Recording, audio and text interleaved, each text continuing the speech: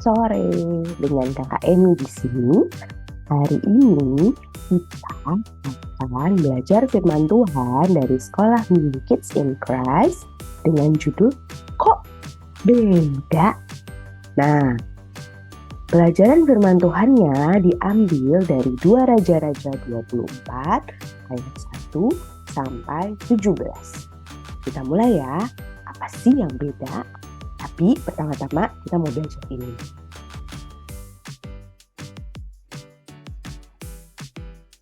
Nah, takut akan Tuhan. Apa sih takut akan Tuhan itu? Takut akan Tuhan adalah taat pada perintah Tuhan. Sehingga waktu kita taat perintah Tuhan, kita melakukan apa yang Tuhan suruh. Apa sih yang Tuhan suruh? Itu semua ada di Alkitab. Apa yang Tuhan suruh, apa yang Tuhan perbolehkan, apa yang Tuhan larang untuk dilakukan, itu semua ada di Alkitab. Makanya kita harus rajin baca Alkitab setiap hari, supaya kita tahu apa perintah Tuhan, apa yang boleh dan apa yang tidak boleh. Nih, kakak kasih tahu beberapa yang paling utama. Yang pertama dari Markus 12 ayat 29 sampai 31. Perintah Tuhan adalah kita harus mengasihi Tuhan Allah dengan segenap hati, jiwa, akal budi, dan kekuatan. Jadi dengan seluruh hidup kita harus mengasihi Tuhan Allah. Yang kedua, kita harus mengasihi sesama manusia seperti diri sendiri. Jadi kalau kita mau diperlakukan baik, kita harus baik juga sama orang. Seperti kita sayang sama diri kita harus memperlakukan orang-orang seperti itu. Ya, jadi tidak boleh hanya memikirkan diri sendiri. Itu 2 hal yang utama. Nah, mengasihi Tuhan dengan segenap hidup kita tadi itu, dengan segenap hati, jiwa, akal budi, dan kekuatan, dan mengasihi sesama manusia, itu semua bisa kita lakukan kalau kita melakukan 10 perintah Allah. Kamu bisa baca di Keluaran 20 ayat 1 sampai 17. 4 perintah yang pertama itu tentang hubungan kita manusia sebagai Tuhan, dan 6 perintah selanjutnya adalah hubungan kita dengan manusia.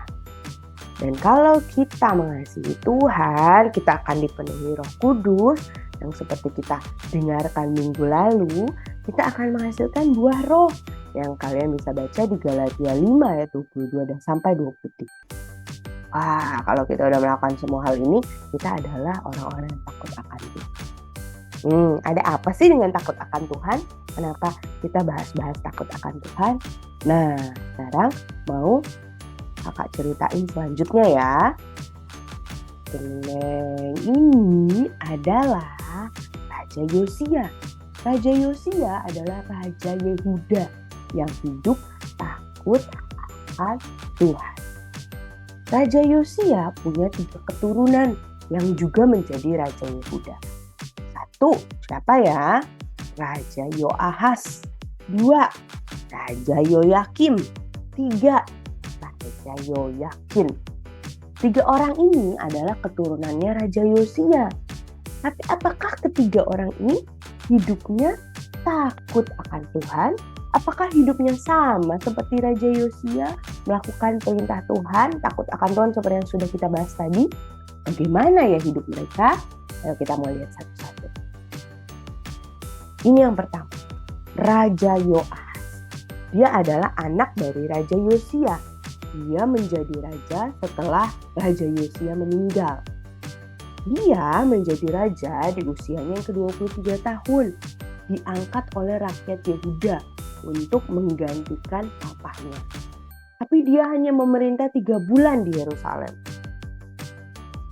Setelah itu dia dikurung oleh Firaun Neko. Firaun Neko itu adalah raja Mesir yang saat itu sedang menjajah kerajaan Yehuda.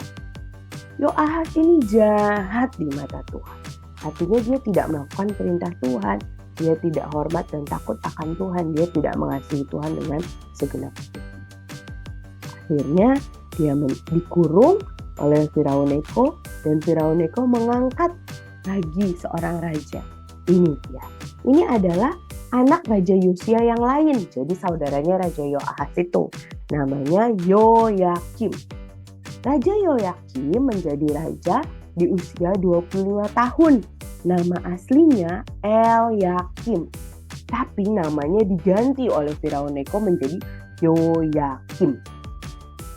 Raja Yoyakim ini adalah raja boneka yang diangkat oleh Firaun Neko. Apa sih raja boneka?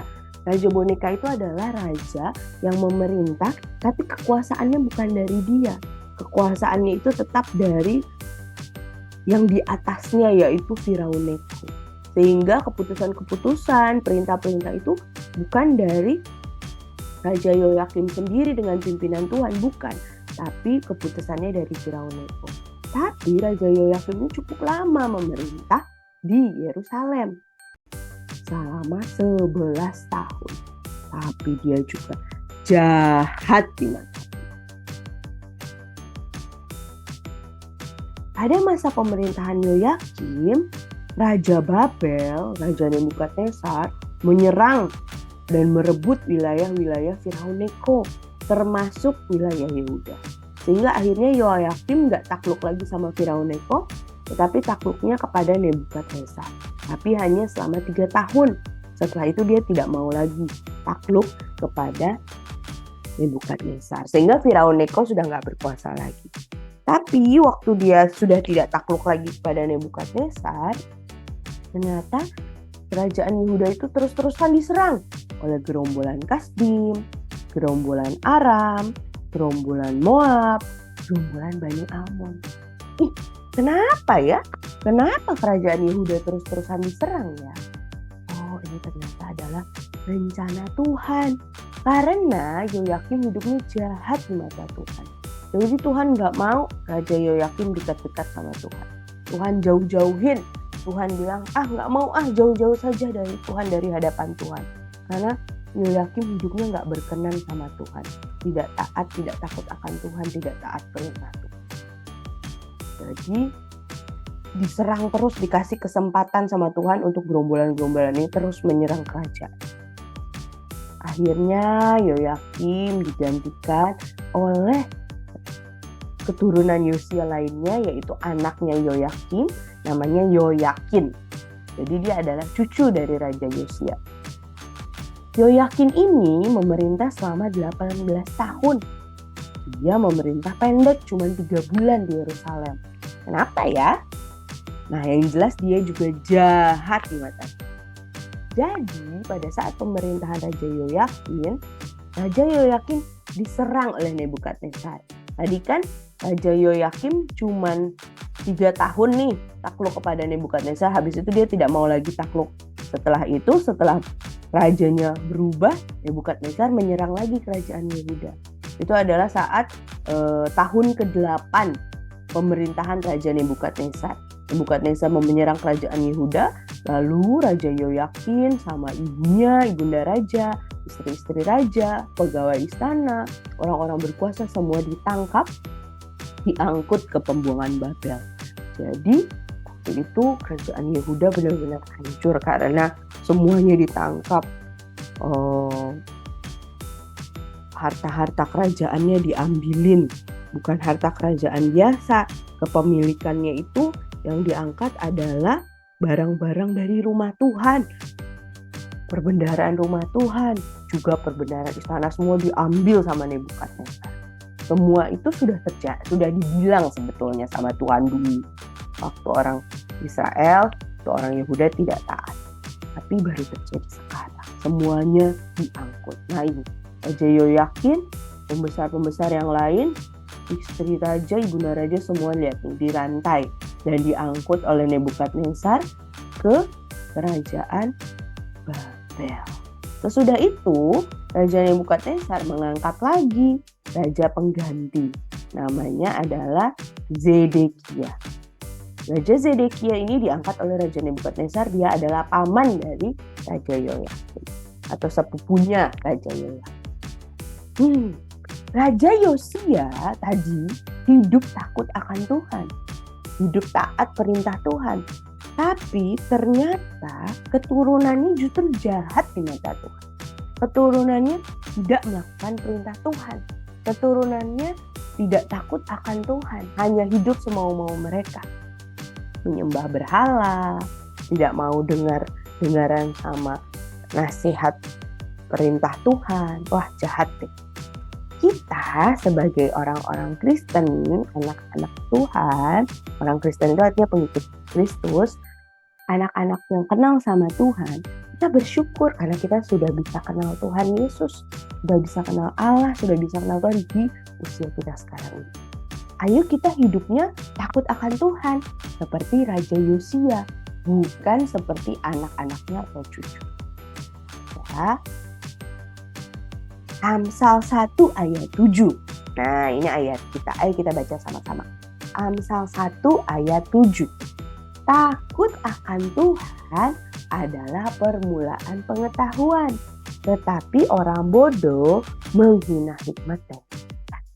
Kalau kita takut akan Tuhan, ada hikmat dari Tuhan, ada pertolongan dari Tuhan. Tetapi orang-orang yang tidak takut akan Tuhan, mereka menghina hikmat dan kecerdasan. Keputusan yang mereka ambil itu tidak sesuai dengan perintah Tuhan, tidak penuh dengan hikmat. Jadi seperti kita lihat Raja Yosia yang hidup takut akan Tuhan, hidupnya itu disertai oleh Tuhan. Walaupun ada masalah, walaupun ada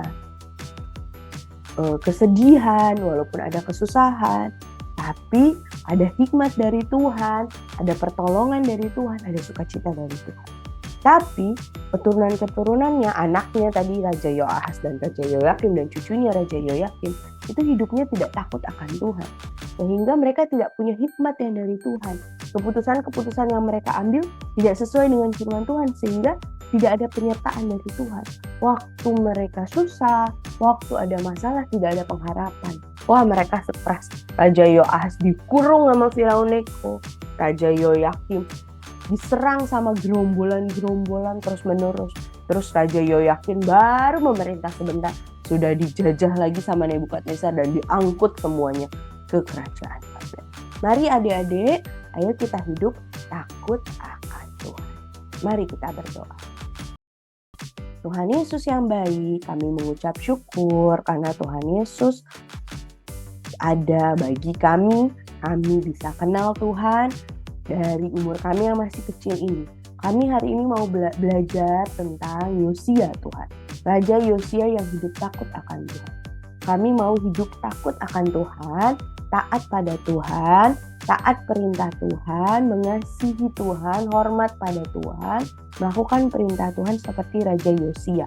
Kami tidak mau hidup semau-mau kami seperti Raja Yoahas, Raja Yoyakim maupun Raja Yoyakim.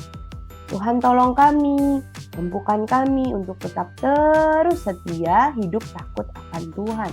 Sehingga kami bisa penuh hikmat dari Tuhan, ada sukacita, ada pertolongan, ada pengharapan dari Tuhan. Terima kasih Tuhan Yesus, Tuhan memberkati keluarga kami, teman-teman kami, guru sekolah minggu kami. Tuhan tolong kami dimanapun kami berada, kami hidup takut akan Tuhan. Di dalam nama Tuhan Yesus, kami berdoa dan mengucap syukur. Amin. Dadah adik-adik, sampai ketemu lagi minggu depan. Tuhan berkati.